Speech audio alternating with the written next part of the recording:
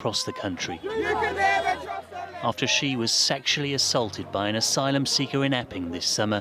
Others had plenty to say, yet she and her family have never been heard before. Now, after her attacker was wrongly released from prison, her father met me, his identity hidden to protect hers, alongside their local counsellor and family spokesperson, who read a statement she's written. I was out with my friends and my mum called to say that the man had been released and he was out. I was in shock and straight away I felt so scared and so anxious and wanted to go home. I couldn't sleep on Friday because I was so worried he was going to come back to Epping looking for me, even though I was with my dad. And I feel like I was put in danger all over again, and all of the feelings from the day it happened came back. We found out he was being deported, and I was being told by everybody that he got paid £500. When I got home, I just cried because I felt like he got paid for what he had done to me. I mean, how does it make you feel when you hear those words from your daughter? It breaks my heart every time. I could hear her heart breaking all over again. I could hear her feeling and feelings again. You know, and as a dad, it's already happened. There was nothing I could do. As a parent, the worst feeling in the world is feeling helpless, not being able to help the child, not knowing what to say or what to do to make her feel better because of what she's been through. How is she? She was getting better until last weekend. For 2 days, her therapy was disturbed as she watched on social media while her attacker roamed free. Hadush Kebatu wrongly released from Chelmsford prison before he was finally captured and deported. All I can do now is try and pick up the pieces that the government will keep breaking of my daughter.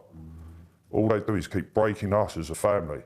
Like, from July, from that very first phone call till now, we've just been let down relentlessly, time and time again.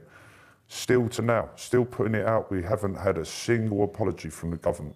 We haven't had a single apology or any recognition whatsoever. Because the failures have ultimately led to what has happened. And picked on, yeah, exactly that.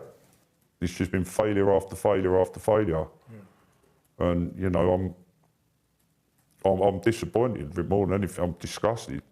How do you feel about the fact the government has fought to keep the hotel in Epping open? Why? They need to shut it down. This isn't fair. They are endangering our children because they're not checked.